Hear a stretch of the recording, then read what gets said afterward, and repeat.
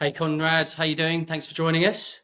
Thanks, Simon. Yeah, I'm great. Thank you. How are you? Good. Yeah, everything's good, thanks. Apart from this kind of somewhat blinding light that I'm trying to dodge. But I think I found like a kind of sweet spot where it's not too visible, but We who shouldn't knows? we shouldn't complain about sunlight in November, should we? But Correct. Yeah, we're grabbing that with both hands, absolutely.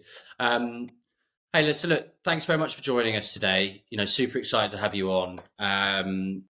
We've known each other in various different guises for 5+ years, but when I was sort of thinking about this series of episodes and the podcast in general, what I was really keen to try and get across and get people involved with were people that had fairly unique experiences and ideally going through some sort of acquisition.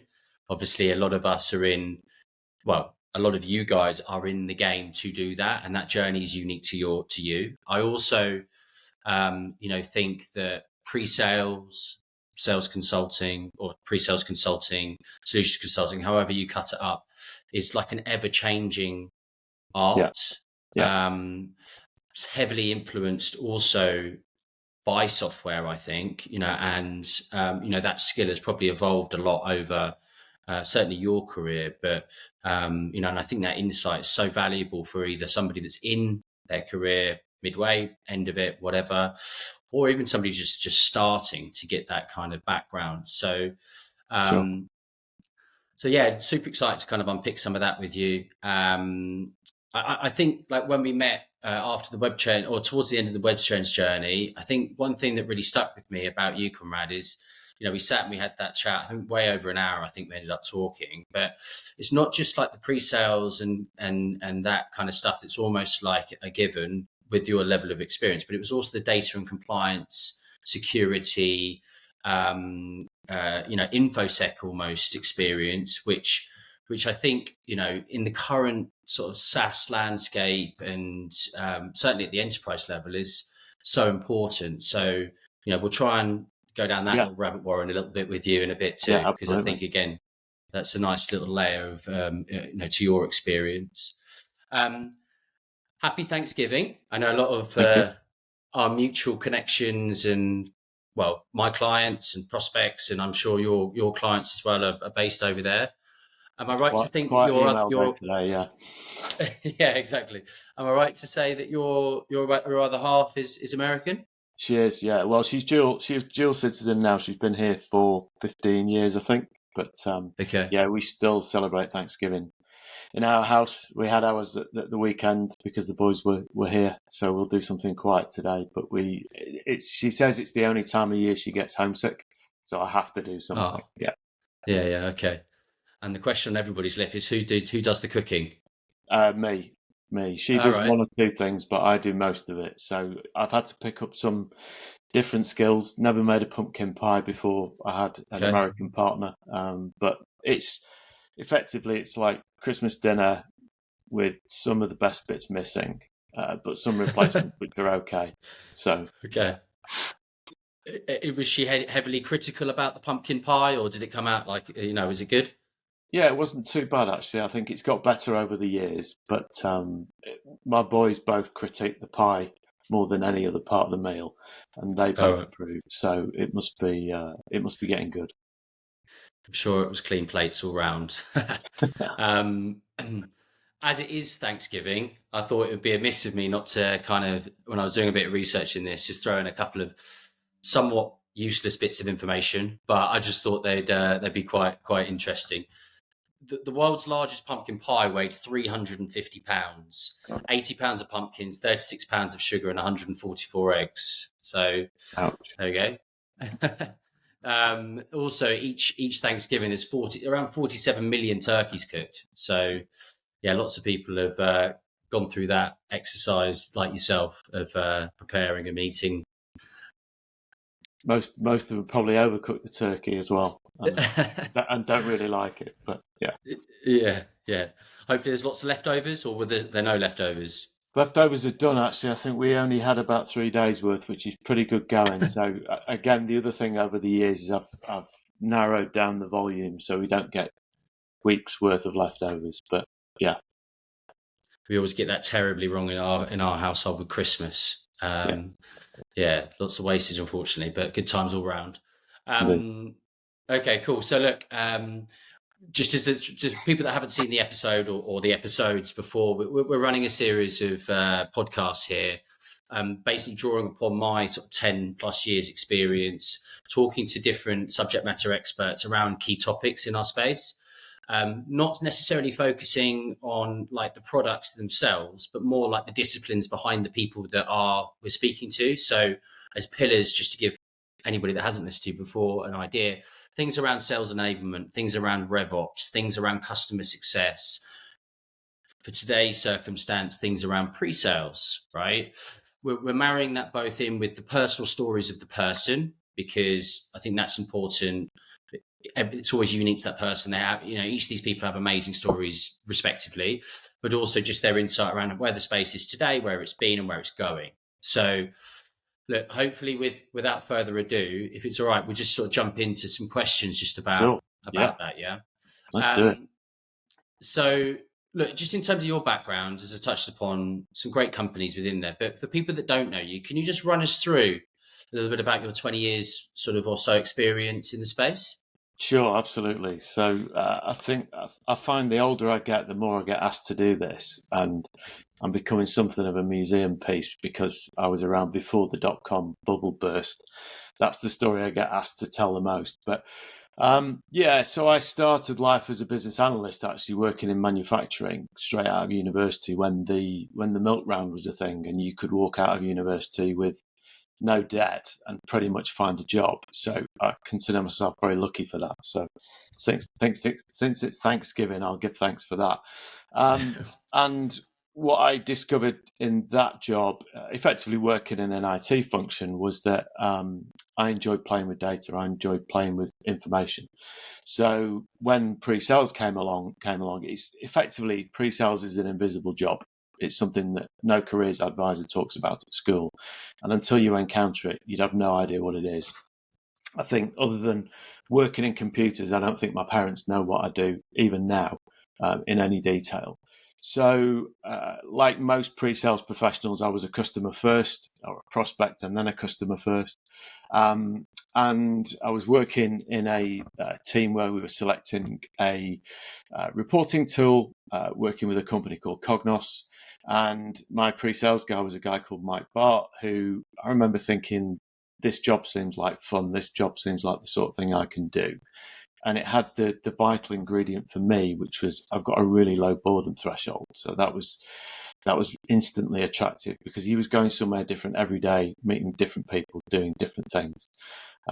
So he got me into Cognos, which is when I learned what referral fees are. And suddenly it was like seeing behind the curtain, and it became very interesting. So it was, I think I did my first demo at Cognos in my second week, which I definitely isn't. It's not something I would do to anybody in my team now. It was something of a baptism of fire, but it was a good place to be. It was a good place to learn. I'd come from a mainframe and mid-range background with a bit of PC thrown in, but started to get involved in more and more things like business intelligence and OLAP when that was something we talked about. And it allowed me to use my existing data skills as well, which was helpful. And this was all before the internet came along, really, not literally, but certainly in the terms of it being useful and something that people talked about, and was definitely sort of pre-dot-com boom and following on burst. But in reality, the internet really changed everything in terms of the software industry we know today. Most of it was born in that period. A lot of the things that we take for granted all started around then. Being a data head, it seemed obvious for me to go into web analytics, digital analytics. I also found that I enjoyed selling to marketing teams more than anybody else, primarily because I think it's interesting to be selling something to people that you can identify that if you're down the pub. If you're talking to somebody down the pub and they ask, what have you done this week? And you tell them you're selling to some of the world's biggest brands, whatever market they're in, people know what that is. People can identify with that. And I've always found that really important and interesting for me. I also found that I like working for startups. I worked for a couple of startups around the early 2000s, and discovered that really I'm a smaller company kind of guy. I like everybody knowing who I am and what I do. It's not really an ego thing. It's just more feeling like you're valued and you've got a contribution to make, rather than being a very small cog in a very big machine. You mentioned acquisition. Anybody that's in the software industry more than a few years, it happens to sooner or later. And normally you find that the guys like me will scarper into something small again not long after it happens. And that's pretty much always been the way. I've been acquired a couple of times. And then, yeah, it's really developed from there. I joined WebTrends in 2003, spent 16 years there, and took that team from less than 10 people in Europe to well over 100. Grew the business a huge amount in that time as well. Not taking all the credit for that, obviously, but it was a really interesting time and place to be there. And yeah, of late, you mentioned data privacy. That was something that I picked up at WebTrends. Got involved in GDPR quite heavily. Then took that into another couple of jobs after WebTrends, and most recently into Iterable, which is more on the marketing communications and email side. But yeah, being in MarTech for most of that period. That's really cool. That's really cool. Okay, so you mentioned that one of your kind of early mentors in pre-sales, yeah. But I mean, how do you think some of your sort of early experiences across some of those companies, mentors, or sort of environments, gave you that kind of foundational knowledge, and I guess confidence, or a couple of breaks to be able to climb the ranks? Yeah, it's a good question, and I mean, I think it's easy to look back and say these are the things that really worked in my favour, and I'd love to say they were all deliberate, but most of them weren't. Yeah. I think training as a business analyst was really useful, because the one thing it really drilled into me was to ask questions. And I think if you're working vendor side in any kind of sales situation, that's a really important skill. So I had that really kind of fairly early on. But I mean, Cognos was a great place to start in a lot of ways. I knew something about the technology, having been a customer, so that made it a little bit easier for me. I didn't really know what pre-sales was. I had an idea, but it was an experienced sales team, which is a polite way of saying most of them are probably retired by now, which is great for them. I love to see that on LinkedIn. I hate it at the same time, but hopefully they're all having fun with whatever they're doing. But I learned a lot from all of those people, and it's really come full circle from those days, actually, because in those days I used to be in the office maybe one day a week, but actually it was because we were out on the road. I was in the car driving to meetings all over the country. It was the sort of old school bag carrying sales. Really enjoyable, real fun, and I learnt a lot from those guys. I mean, they all had their favourites in pre-sales, so when you were new, you kind of had to work your way in.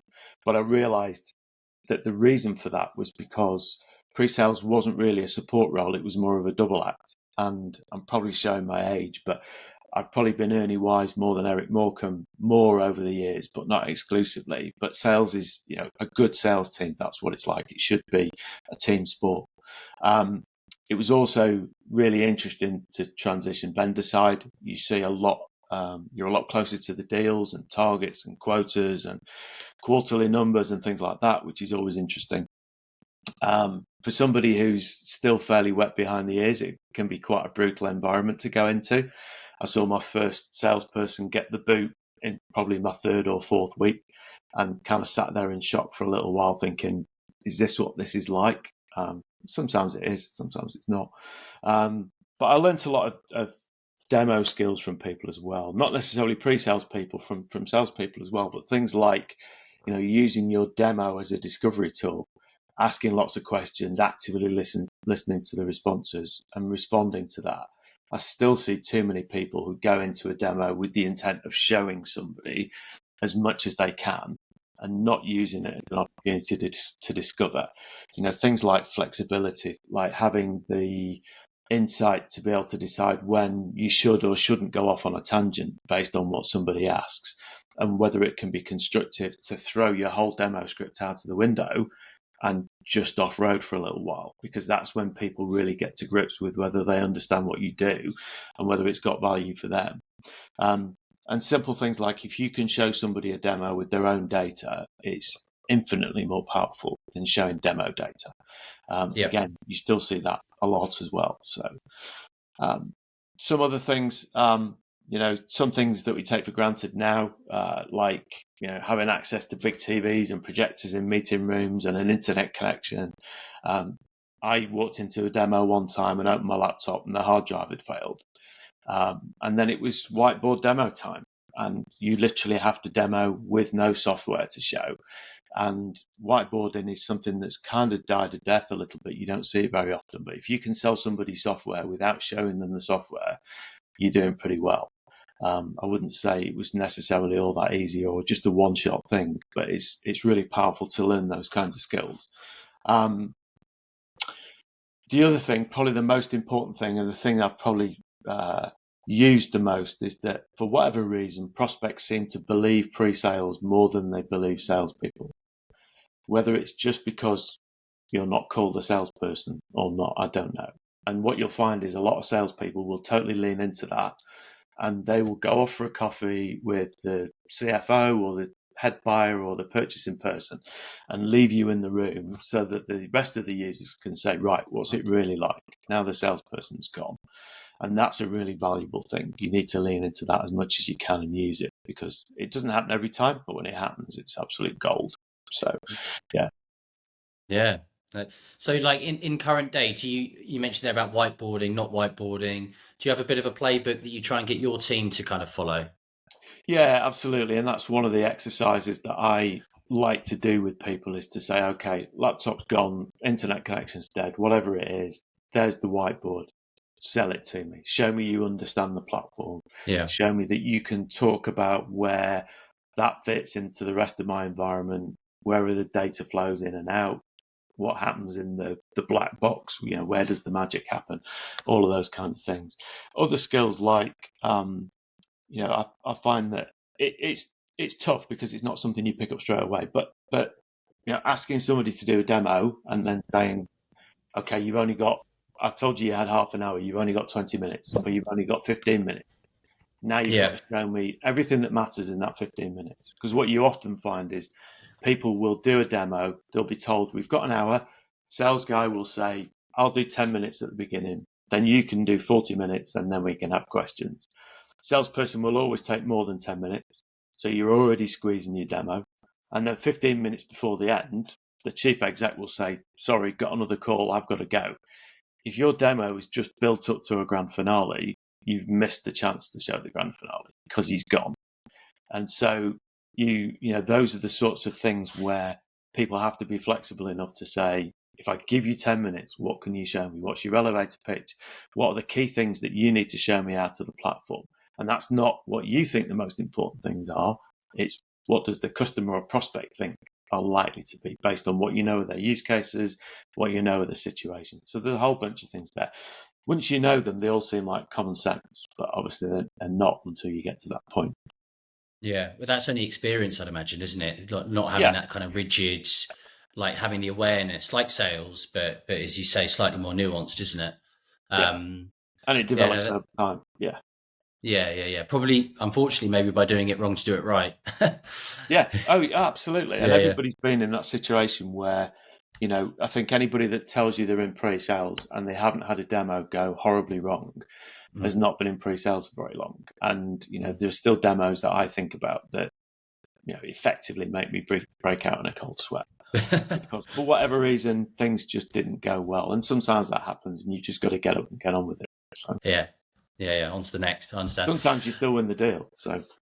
Yeah. Okay. Look, you touched upon like the WebTrends experience. It was kind of like, the web analytics, like one of the marquee companies in that space. So like wicked journey there. I think was it 13 or so years you were there? Longer, actually. It was 16. I managed to eke it out until my 16th anniversary when I was arranging my departure with the CEO. he wanted me to finish at Christmas, and I said, "Can I finish it at the end of Jan? Because then I go through 16 years." So yeah, it was a long time and a great Yeah, ride. yeah. Yeah, I bet that's such a, kind of, as I say, unique kind of experience. But there's a long time and lots of probably good, bad, indifferent experiences that come out of that. Not everywhere's perfect, but sort of anecdotally, like how did you see that journey? Like, were there certain milestones or um, like bits that are worth like talking about, like that took you from the company that you joined to the company that got acquired by Oracle? I think that would be really interesting to Sure, unpack. absolutely, yeah. I mean, and it's a timing thing, but that's kind of how these things work out. When I joined, um, software as a service was only just starting to be a thing. So, Yeah, WebTrends were one of the pioneers in that space.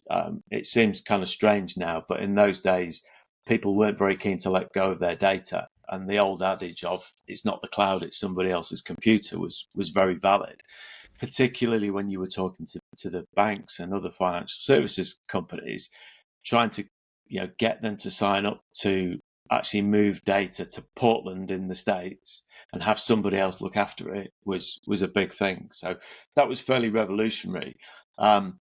Google then acquired Urchin Software, which was a vendor at the sort of lower end of the volume scale, if you like, and that revolutionized the industry. At the time, a lot of people said, "Yeah, this will be the death of web analytics. WebTrends will disappear.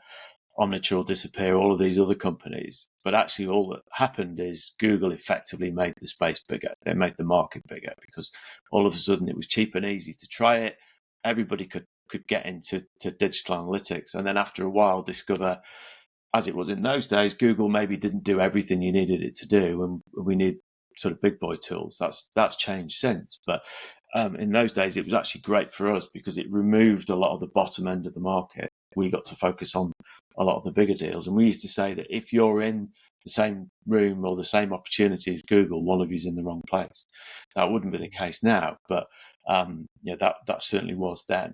And yeah, I think the majority of people that worked at WebTrends would say we had a very successful EMEA team. We had a lot of fun as well, which is easy to say, but I actually put our success down to the fact that we were a discrete EMEA team. Everybody reported to Nick Sharp, the VP.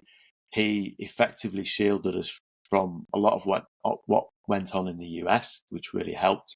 And as long as we were doing our number and succeeding, we kind of got left alone.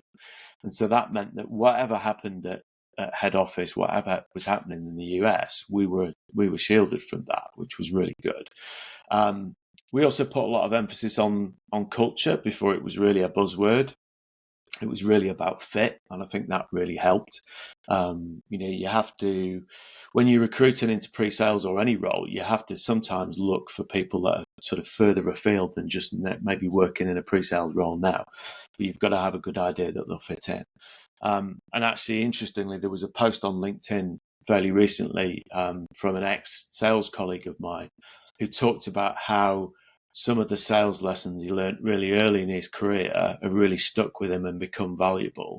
And most of those came from his time at WebTrends, and most of them came from Nick Sharp. And most of the comments on his post were basically bringing out some of the other Sharpieisms that we used to have. But it was it went, the business went through a lot in that time. We did a few acquisitions.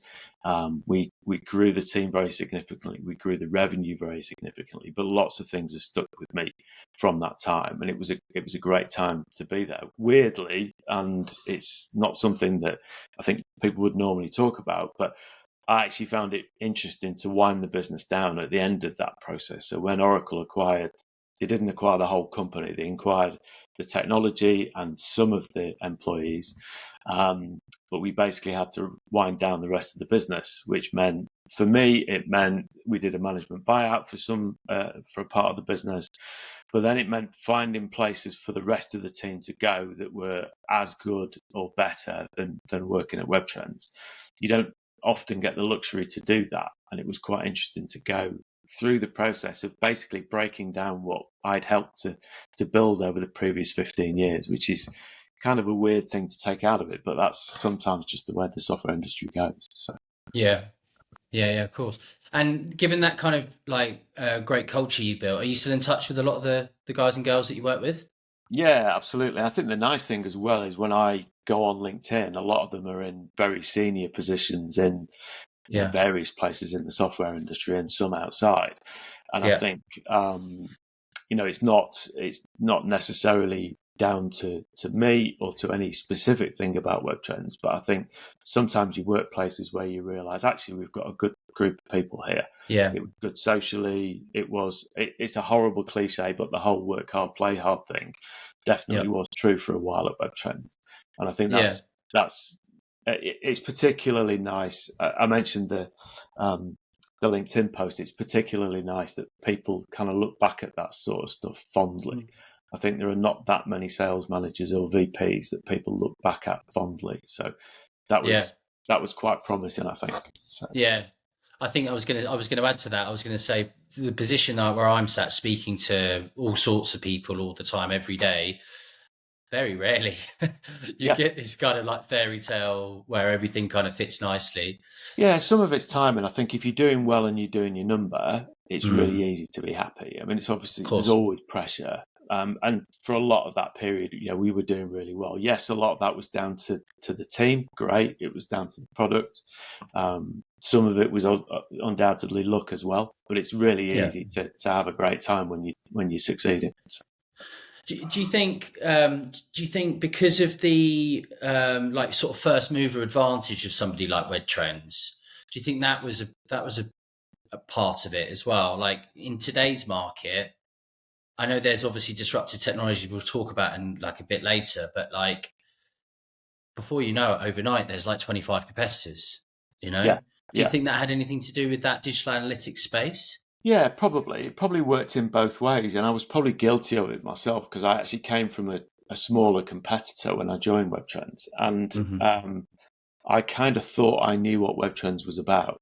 And it wasn't until I joined the company that I discovered. And we used to have a lot of conversations with people where they would say, "Oh, yeah, I used WebTrends 5 years ago. You don't need to do a demo. I know exactly what it does." And looking back, it seems ridiculous that anybody would think software hadn't changed in 5 years, but people used to legitimately say it.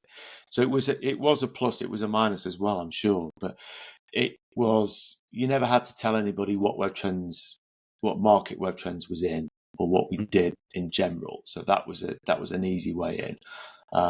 So yeah, it can be both sides, I think, at the same time.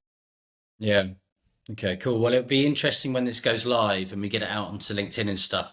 The web trends alumni I'll popping get up with I'll some get trolled comments. to Yeah. death, I'm sure. Yeah, yeah. No, no such thing on LinkedIn, I didn't think. Um, okay, cool. Hey, so look, like less kind of exciting, I guess, but really important. It's like the data and privacy stuff that we touched upon and compliance. Yeah, I speak to great pre-sales people, and they always seem quite interested in this topic. And obviously, it's like, it's so important within sales cycles. Yeah. I see that I don't know what they stand for, but CIPPE and CIPM qualified. yeah. So are they, firstly, what are they, and how did you come about to do that? Sure. So that's the Institute of Privacy Professional certification. All So right. the slash E is the European version of that, and the CIPM is the process management part. And effectively, it was a side effect of doing too many RFPs around GDPR time that Yeah. mentioned obviously data privacy and went into huge depth. So I talked about how at WebTrends it was the kind of start of software as a service, and obviously then later on when privacy started to become more and more of a thing, every single RFP we got had a huge focus on it. And we got Yeah. RFPs for opportunities that previously we probably wouldn't have done, purely because the prospects legal team was saying, okay, where does the data go? Where does it live? You need to make sure it's compliant with GDPR. So I did the qualifications, which was I broke a lifelong rule. Actually, I said when I finished university, I'd never do another exam. I'd got a long way, but I had to do a couple of exams to get that. But as to say, I was working with the chief privacy officer of WebTrends, and we were kind of splitting the work on RFPs. Um, Privacy Shield and Safe Harbor had both disappeared. GDPR was on the way, so it seemed a logical thing to do, and it was useful. Certainly added a lot of credibility, particularly when you're talking about a US company with prospects in Europe, because they're obviously nervous about the fact that at the time there wasn't really a framework in place for them to be able to transmit data to the US. There was obviously a lot of press about it, so it was handy to have the letters after the name, even if it sort of makes them forget that you are actually trying to sell them something at the same time, which is handy. But perversely, I'm one of those annoying people that kind of thinks it's more important than everybody else does. There was a lot of talk at the time about how, oh, it'll all blow over, it'll all die down. And I remember thinking, it's not going to die down and it's not going to get any better. So we need to embrace this. I mean, my home network and all of my PCs are locked down like nobody's business. I've got spam filters, ad blockers, all kinds of things going on. I don't touch any of this stuff. So I feel a bit of a hypocrite working in Martech, but that's all come about because of the data privacy stuff. But yeah, I mean, I think I would encourage anybody to pay as much attention to that as they can, purely because it will never go away. The volume of data is only going to get bigger. The number of challenges that you have is only ever going to get bigger, and the legislation is going to change constantly. It's an arms race, and there will always be something else coming along. So you just need to be aware of it. Even if it's not the most entertaining subject for everybody. So yeah, it isn't it? I mean, if you kind of like nerd out about it a little bit, it really is. But I know what you mean. Okay, I mean, you touched upon pre-sales as a topic, pre-sales as an art. You spoke a little bit about the whiteboarding and that kind of stuff. But how have you, like, within the environments that you've been in, like, how have you seen that, like, discipline evolve over that 20 years? Yeah, good question. And interesting side story. So an old marketing director of mine, we did an event where I think the sort of strapline for the event was art and science. And I actually said at the time, and it was very tongue in cheek, I'll hold my hand up. I actually said, when other people do pre-sales, it's science. When I do it, it's art. And I was obviously joking, but there is an element of both to it. I actually think pre-sales has got a lot more technical over the years. It's understandable why. I mean, when I think back to the early days, it wasn't quite the cliche of having boxes of software in the back of the salesman's car, but it was very close to that. You were selling something that stood on its own. It was installed on a PC. It didn't really interface with anything else. It might pull data from a few places, but in a lot of cases in a manual process, you didn't really have to worry about the rest of the environment in the same way that you obviously do now. If you look at the Martech landscape slides that get issued, there's like 12,000 vendors on that slide now. So understandably, a big part of what people want to talk about is, how do you play nicely in my environment? We're using these platforms. You need to be able to integrate with all of those. And again, this is another arms race where you're kind of constantly keeping up with that. So I think, I've had interviews in the past where I've thought to myself, if you need that much technical knowledge to sell this thing to marketing departments, who's going to use it? How hard is it to use? Understandably, if you're talking to IT, you do need that level of knowledge. But the role's definitely changed. It's become more technical, and it's more of you hear a lot more. The word solutions, it's now typically called solutions consultant or solutions analyst or solutions engineer rather than pre-sales. I think that's a big part of it. I think you need to be able to have those conversations. But at its core, I think it's still a people skills job, which will definitely make my wife laugh because she says I haven't got any, which she's partly right. She definitely plays much more on the people skills side of pre-sales. But I actually think a lot of that is going out of the role, in that it's becoming more of a technical sidekick to a salesperson, which I think really diminishes it. You should be much more than that. You're not just there to just show up and throw up and do a demo. You're not a demo dolly. You're not just there to distract the IT guys while the salesperson talks to marketing or finance or whoever it is. You should be part of that team, which, maybe I'm just being old and grumpy. Maybe it's not that bad, but it just seems that way a little bit to me, because ultimately it's it's I think it is a people thing. People buy from people, and you definitely need those skills. It isn't a job that everybody can do. It's not a job that everybody wants to do either. I think it's really interesting. I think speaking to some of the most successful salespeople, very humbly, they say a lot of their success is down to pre-sales, especially when you're talking about complex software. I've never sat a day in any of those meetings, but I can imagine if you're sat in front of some of these huge enterprise companies, CTO, head of privacy, the analytics officer, they ask some difficult questions, and unless you give the right answer at the right time, that I think that can probably quite quickly unravel. And to be fair to the other side of that, I've had, obviously most pre-sales people do, but I've had opportunities to move into sales in the past, and I've always turned them down because I don't want the pressure. I don't want the level of scrutiny that those guys get. I don't want the much more relentless quarter on quarter. Okay, your numbers are good now, but what's in your pipeline? It's endless and it's stressful and it's pressure, and I've never really fancied doing that. And there's a lot of value in the people that do that well, absolutely. So I'm not saying that pre-sales can do their job on their own. It definitely is a team sport. At the same time, I think for me anyway, the best conversation in the world is when a salesperson says, we won the deal and I couldn't have done it without you. And if anybody literally just says that as a pre-salesperson, that's a massive tick in the box. That's success for me. So no, absolutely. And you mentioned about the chief martech, the sprawling nature of the space. Obviously that's the world that we live in, like technology enabled, use cases all over the place. Pre-sales isn't exempt from that. There's new demo kits, building custom environments, all sorts of cool stuff coming out that enables you to do your jobs more successfully and efficiently. But how have you seen technology play a big part in the success of your pre-sales activity or not? Like, what's your perspective there? Yeah, absolutely. And I'm going to try and not to sound like Grandad Simpson, or the four Yorkshiremen of it didn't used to be like that in my day. To an extent, it never did. But I like to think that I've kind of embraced a lot of that as I've gone along. I mean, we didn't have any of those tools.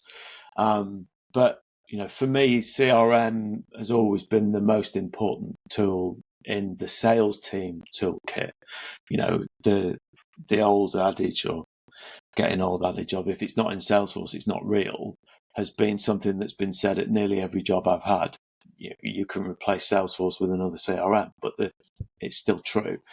But there are a lot of other tools around that sort of add to that. Things like Vivin, which we use at Iterable, Clary, which is used for forecasting on top of Salesforce, and they all help. I've always said to all of my teams, if you're not close to your number and it is your number, you're not doing your job. It's not the salesperson's number, it's your number. You both help each other to do it, but you own it. You're in sales. You might not have an AE job title, but you're in sales. And I expect all of my team to know where they're up to with all the deals all the time. And if they're not close enough. And that's one of the failings that you can find in people that have come from a non-sales background. And it's a bit of a cultural leap for them that they have to get used to.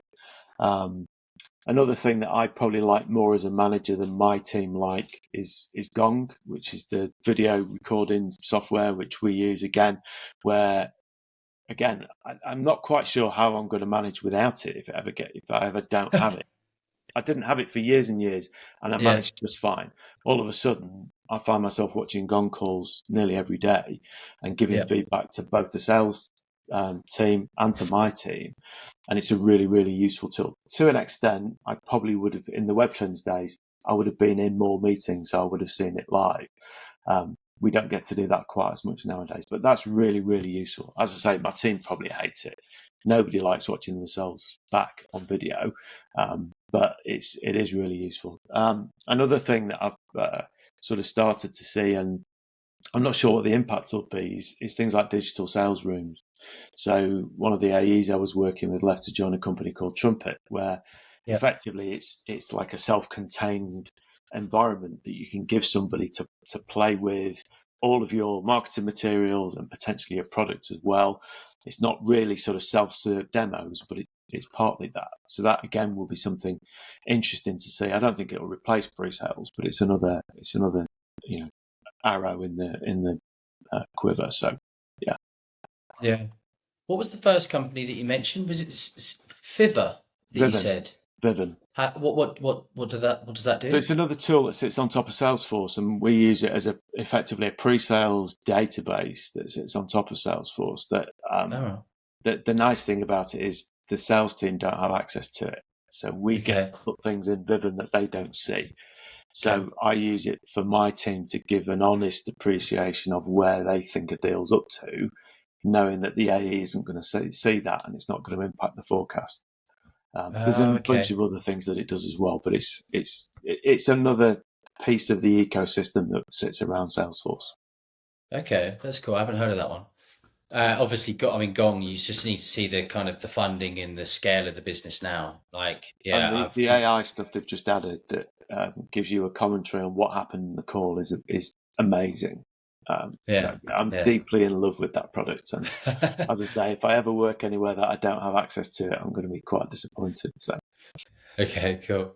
Hey, look, the depreciation of the third-party cookie, yeah.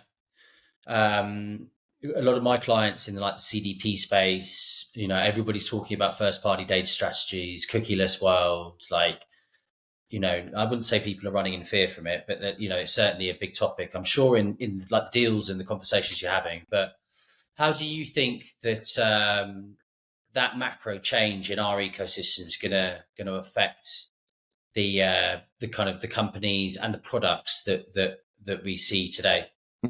Well, partly I get to sit there smugly saying I've told you about this all along. I mean, we can't say it hasn't been coming. I mean, I alluded to it before, but I remember conversations at WebTrends when GDPR was first coming out, and people saying, "Oh, it'll go away. It'll be a thing for a while, and then it'll just disappear."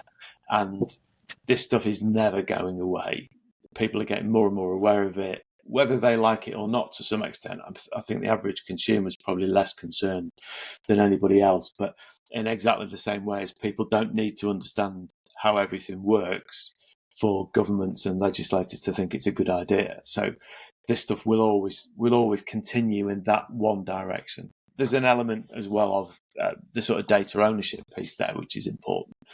But I've always been pushing for people to have that first-party data approach. One of the reasons I joined Celebrus was because they were entirely first-party in terms of data collection and processing. And I think more and more people, it's almost like we've come back full circle. In early 2000s, I was talking about software as a service. I was talking about data being outsourced and trying to persuade people that that was the cheaper, easier way to do it, and it absolutely was.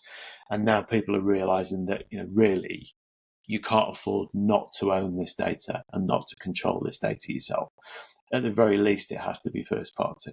I know you had Neil Brookman on the podcast a little while ago, and he was talking about the death of DMPs, and all I could think of was good, which probably makes me a bad person. But I think it's too easy and simple for people to outsource this kind of thing. But first party data has always been the only long-term solution to this problem. You absolutely have to be in control of it and own it yourself, but it's expensive. So people have always looked for other ways to do it, and they've always looked for loopholes. I still see solutions that use things like local shared objects and are basically doing things very similar to device fingerprinting, knowing that that's really close to what you shouldn't be doing according to GDPR. And cookies is exactly the same in that this stuff is going away whether you like it or not. And the best thing you can do is own it as early as possible and to just say, we're going entirely first party. Cookies, data collection, data ownership, the whole thing. Because the software is out there to enable you to do it. There's no reason why you can't. And then when the privacy legislation gets tightened, when the tech giants decide that they're doing away with another piece of technology that you rely on, then you won't have to scramble again. And I think in MarTech particularly, we're guilty of thinking that the average consumer cares more about what we do than they actually do. I recently went through the process of clearing down my email because it was getting out of hand. This is my private email, not my work email. And the number of things I had to unsubscribe to was insane. It was absolutely insane. Things where I'd made a purchase once and was getting an email a couple of times a week in some cases. As a consumer, I want transactional emails when I do something, and then I want maybe a couple of emails a year tops on top of that. But no marketing department's going to think that's acceptable because there's an opportunity there to sell more. So there is a balance to achieve. There always will be. But yeah, I think you've just got to say, okay, this is the world we now live in. It's always going to be first party going forward. It's possible to do it. It might not be quite as good as what we've had before. It might be more expensive. It might be more effort, but we need to do it. Do you think when the button is finally pushed on this stuff, do you think like it's going to kill some companies in our space, like the vendors, or do you think, I assume product managers at the moment are working night and day in certain environments? Yeah, I'm tempted to say the glib answer is probably yes, and those companies probably deserve it. But I'm actually hoping that the answer is no. I'm hoping it'll be more like Y2K, in that they'll have done the work and there may be a bump in the road, but it will be relatively minor. I think there are some spaces like DMPs where there was no way that was going to survive as a market, really. So you have to do something different at that point. But I would hope that the majority of companies are in the process of doing something about it. We'll see. I mean, it's meant to be the summer, I think, isn't it? I know that date keeps changing, but yeah. Well, and like all things, the date will change, and the impact you never quite know until something actually happens. There'll be things that suddenly stop working, which stuff to wait and see. Yeah. Okay. Cool. Hey, look, I know most recently you've been involved over at Iterable, really cool company. Been a big success over the last 5 or so 10 years, maybe leading I think, was it pre and post sales or just pre-sales that you were pre-sales? Yeah, pre-sales. Yeah, leading the pre-sales organisation or solutions consulting organisation over the last 18 months.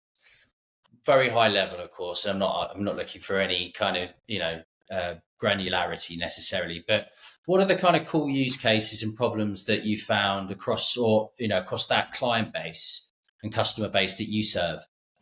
Yeah, interesting question. I think part of the challenge for me has been timing. So when I joined Iterable, as you say, they've been growing very rapidly.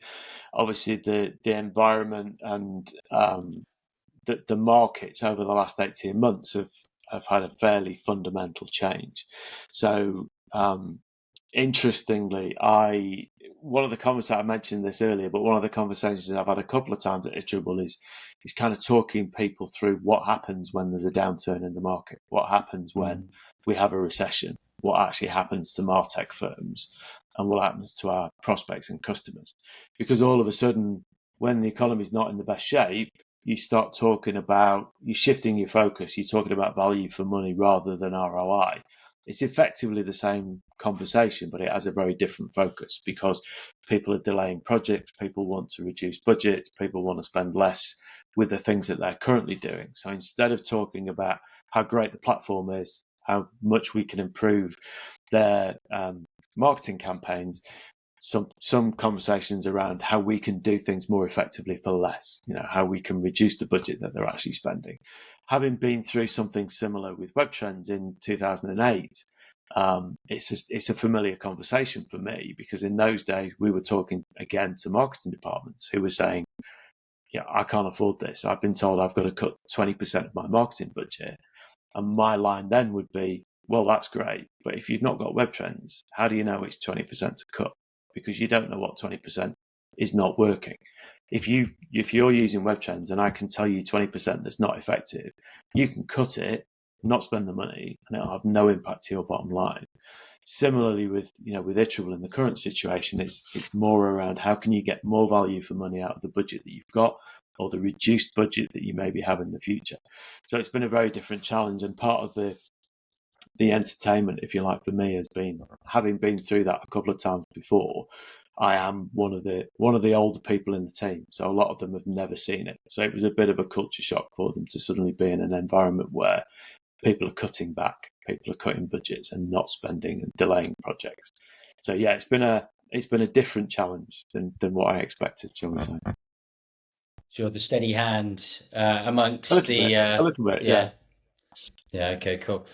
I mean, within the kind of other questions, we talked a bit about kind of consolidation, acquisition, like the changes.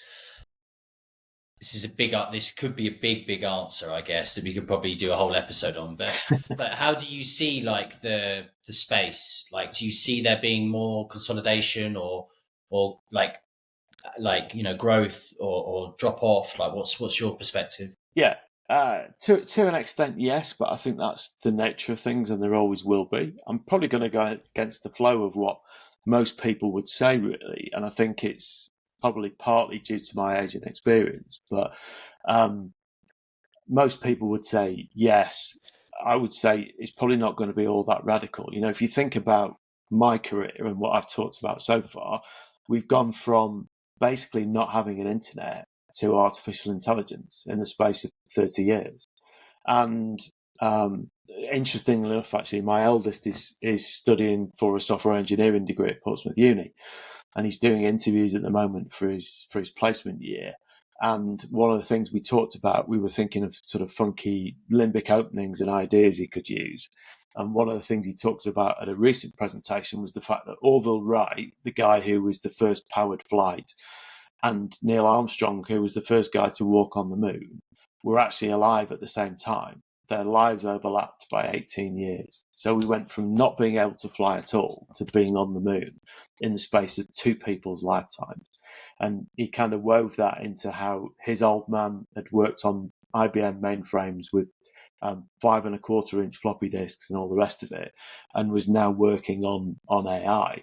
So I think there will always be that gradual process. There's always going to be acquisitions. I mean, I'm effectively at Iterable. It's kind of version 2 of marketing technology, in that the first round was Exact Target and Responses and Silverpop, and they all got acquired by Salesforce and Oracle and Adobe and all of the big guys. And then the next sort of generation, the next breed pops up, and some of them will get acquired as well.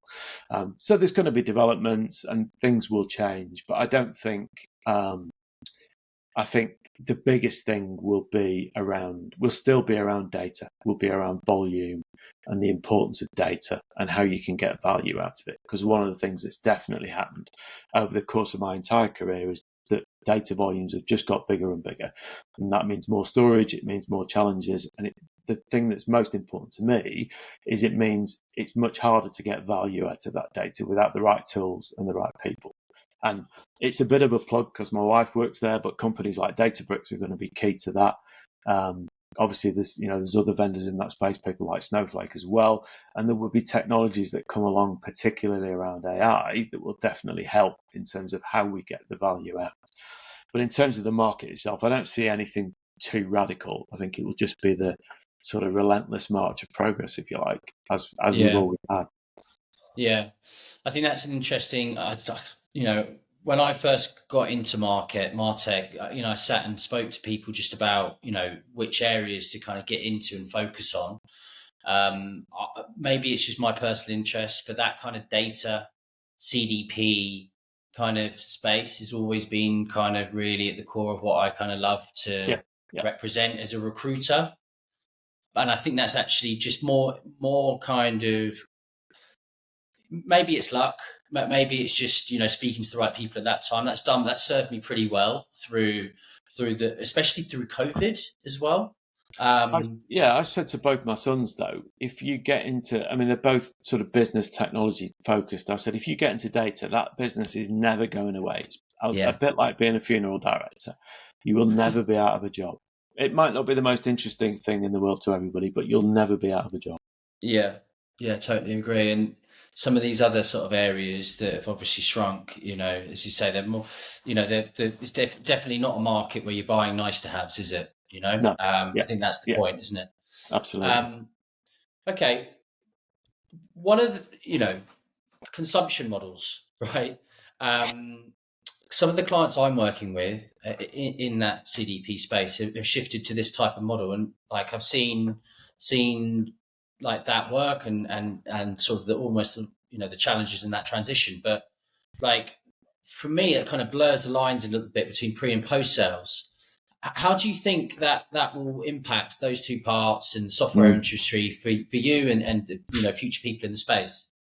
Yeah, it's an interesting development. That I mean, again, if I sort of think back, without trying to sound like an old geezer, but if I think back to the early days of my career, everything was pretty much seat-based pricing. You bought 100 copies of a tool, and that meant 100 people in the business could have access to it, and nobody else.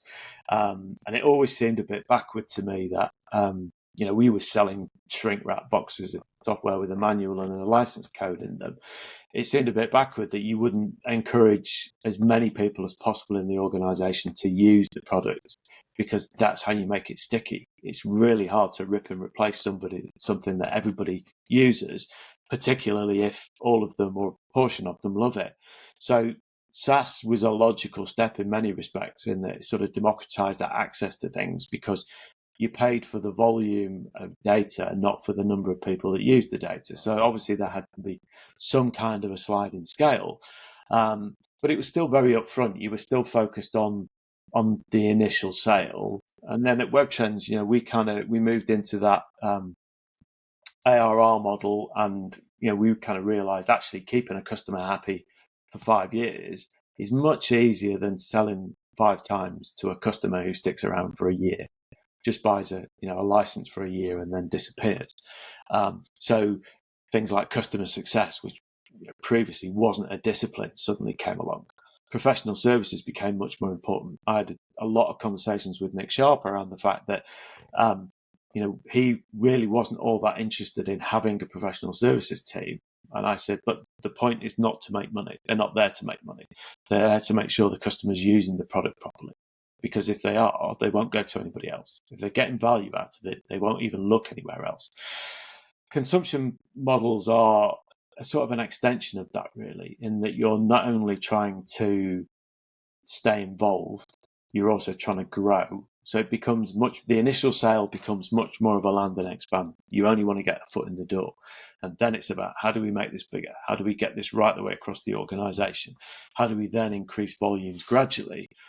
But it does blur the line between what's sales, what's pre-sales, what's professional services, and what's customer success. And it can be really hard to tell what role you're actually doing at any given point. I know companies where effectively pre-sales are not really doing pre-sales. They're almost doing project forecasting for future volumes for particular customers, which is a very different model, because you're effectively then farming. You've got to be a lot closer to the project teams, and you're not spending your time telling them what your company does, telling them what the platform does.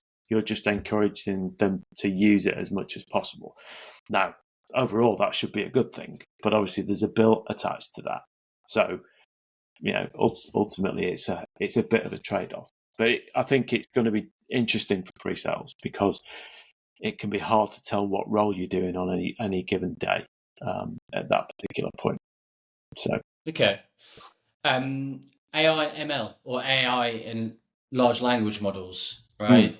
Obviously a huge topic, all over LinkedIn, everywhere, like even in like mainstream news. Like, how is that kind of affecting pre-sales in your opinion? yeah, it's. I talked earlier about people buy from people. Definitely believe that. I think it has a place. I think it's a useful tool. I don't see it as a huge threat. Certainly not just yet. Anyway, an ex-colleague of mine actually posted on LinkedIn a little while ago about how he'd used ChatGPT and DALL-E to help him prepare for an interview presentation that he was doing. And it was quite funny. He chose quite a strange case study, but it worked. Presentation obviously worked. He got the job offer. But actually, anybody that looked at it and knew him could kind of tell. You could see his personality and what he'd done.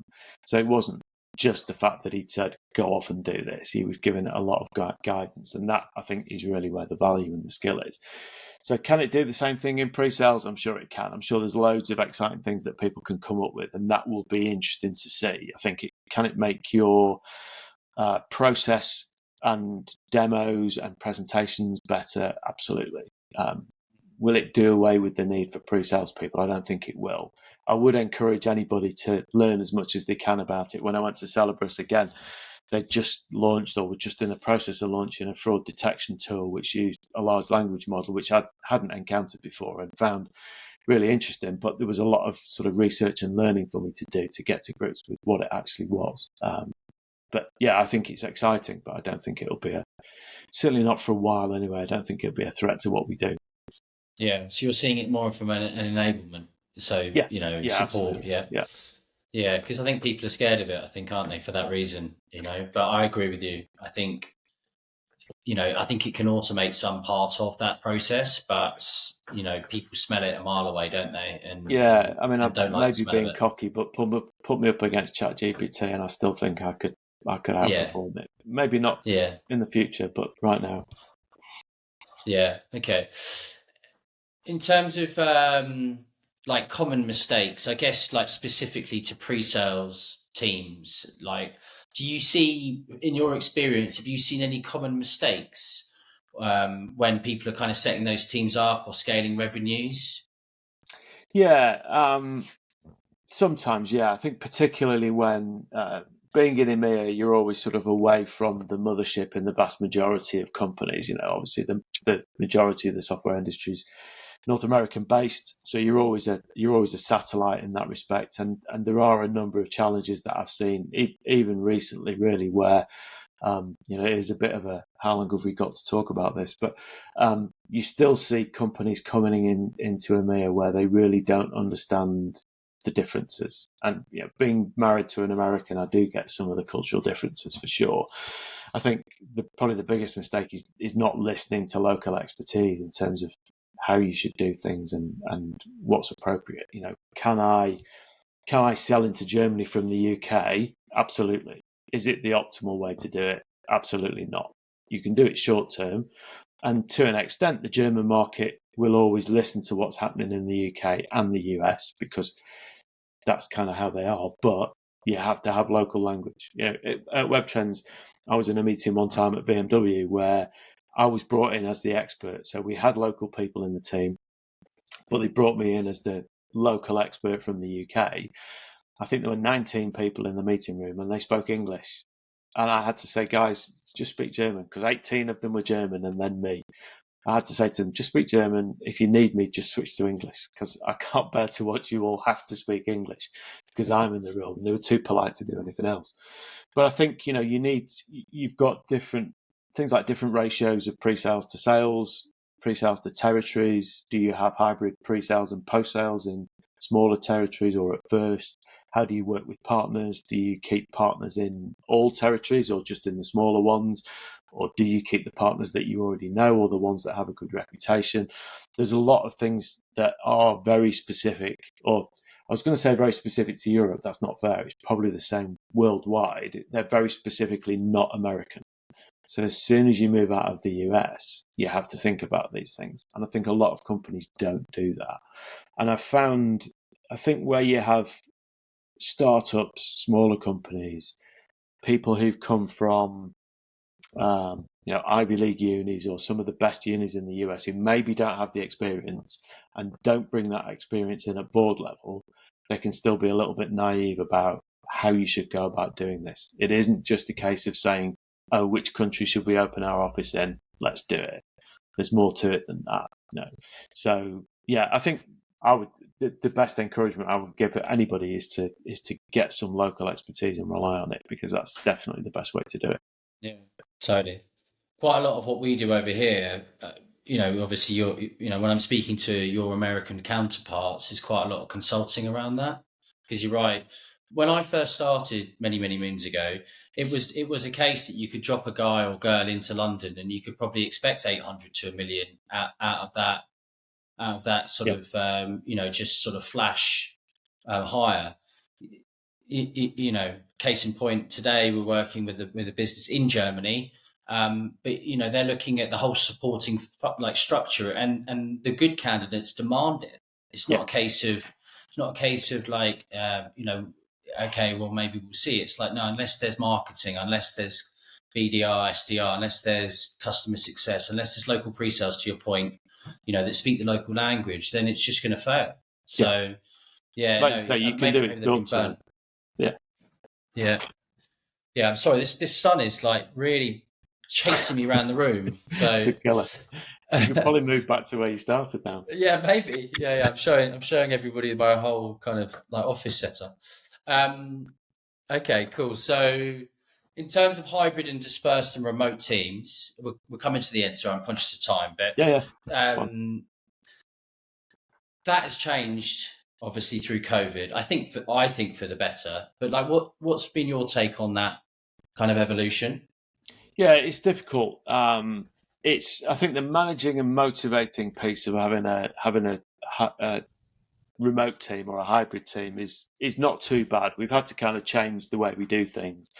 The biggest challenge is probably time, because everything's scheduled now. Everything has to be on your calendar, which means in general everything's half an hour. So there are very rarely any smaller time chunks. So I've had to really reinforce with the team their good behaviour, things that pre-sales people don't necessarily do naturally, like putting in prep time. A common failing in pre-sales is saying yes too often to things. So people won't block time out because it makes it look like they're unavailable. So they'll be available and then they don't get time to do prep, things like that. So I have to kind of remind them to do prep, do follow-up, block all those things out. And also to spend more time probably shielding them from bad sales behaviour. I hate to pick on salespeople again, but every salesperson's opportunity is the most important in the company, in the history of the world. So it has to be dealt with right now. And to an extent, as a manager, I have to shield them from that as much as I can. And I try and call out that poor behaviour ultimately wherever I see it, whether it's in sales or otherwise, and try and protect the team from that, because we do need to prioritise and we do need to spend time on the right things. But ultimately, it's a case of trying to do your best in that situation. The bit that's most difficult, I think, is the mentoring and coaching piece. I think if I didn't have Gong, just to give them another plug, it would be impossible. But it's hard to mentor somebody and coach somebody if you're not face to face.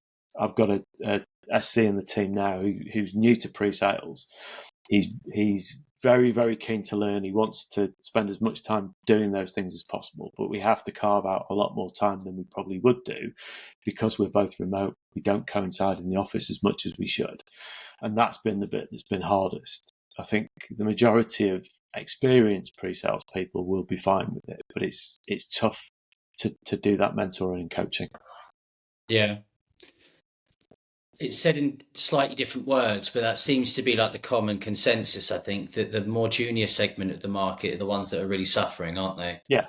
And I'd expect that. I mean, I think I feel like I probably get less done in the office, but I get more things done that I just can't do anywhere else. So I kind of have to do both because there are things that just won't happen if I'm not in the office, and probably vice versa. I don't get enough peace and quiet if I'm not at home to do certain things as well. So it's a good mix for me. But if I was just starting in pre-sales now, I think I would find it difficult.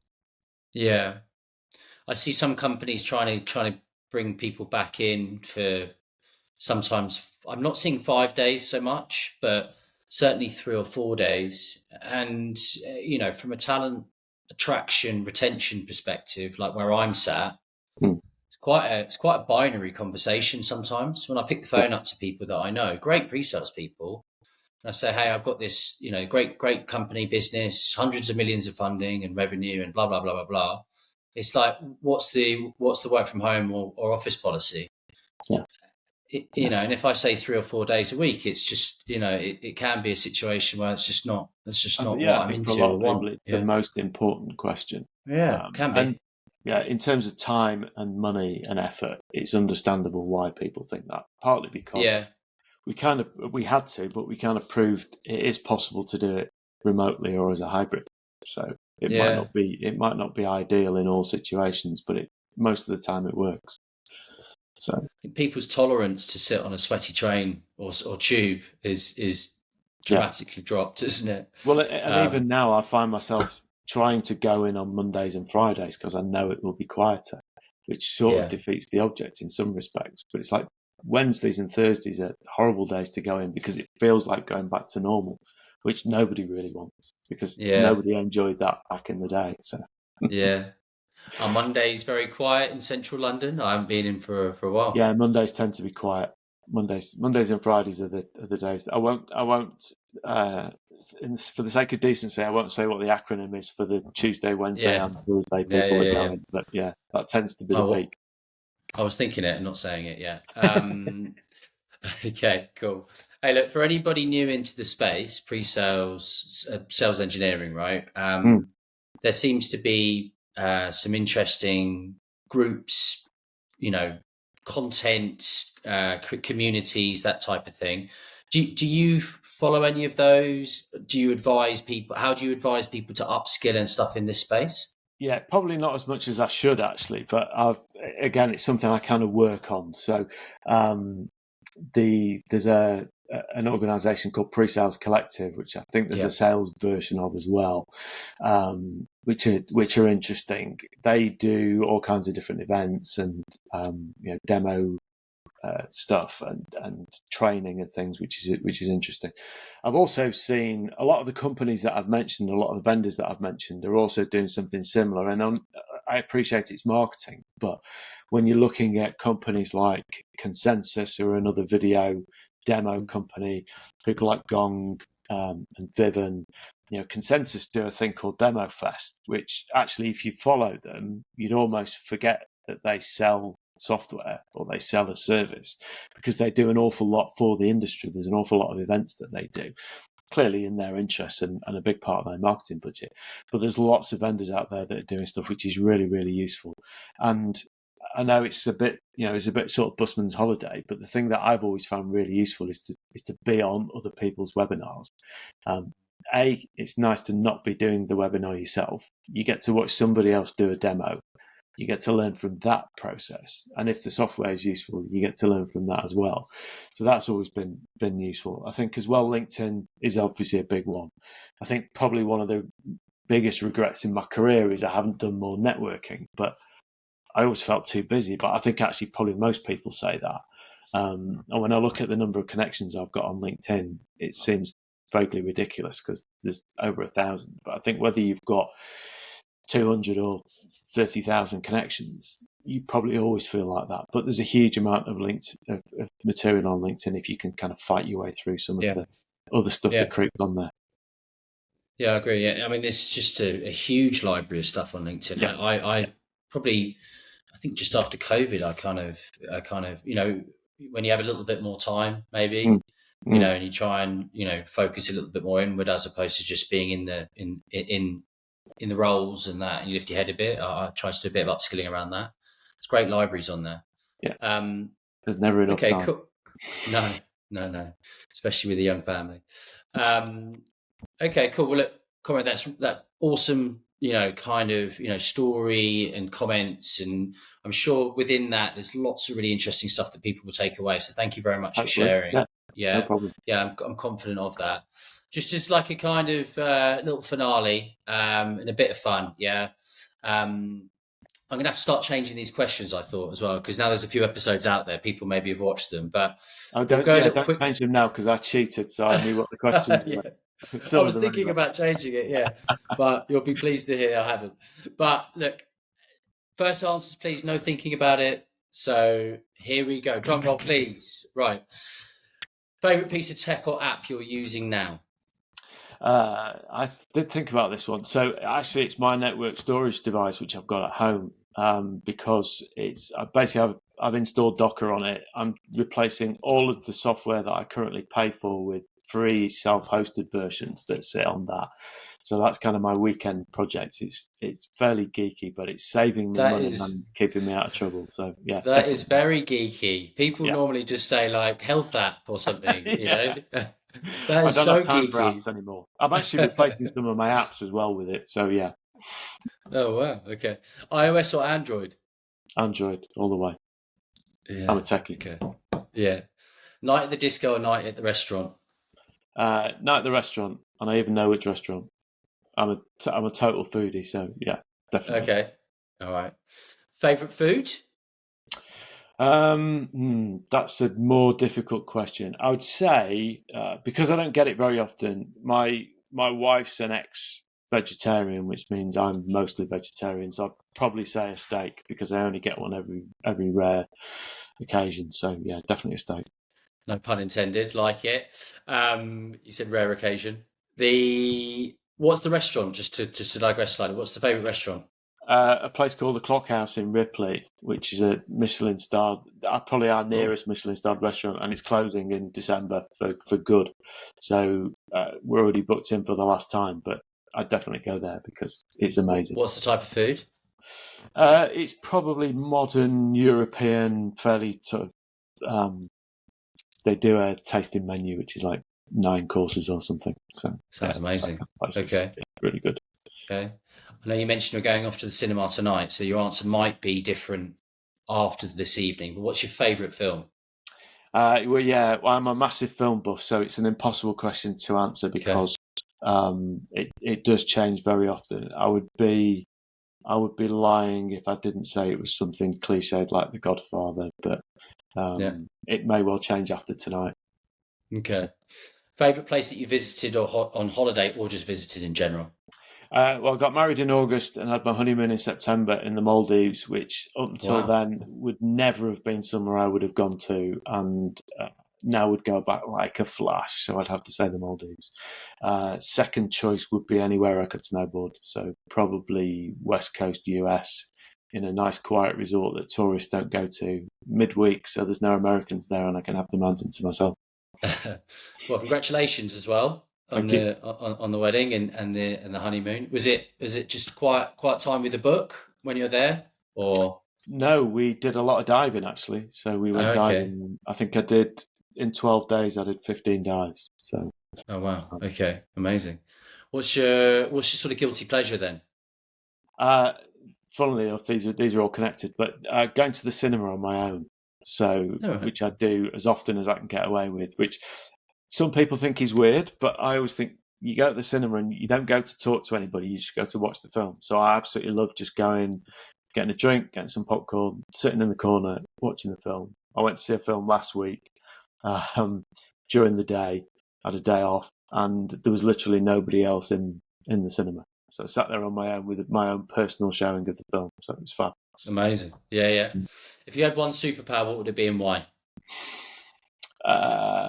It would be a Star Trek transporter beam kind of thing, so I could get to Manchester quickly and not have to drive up and down the M6 to go and see the football every other week.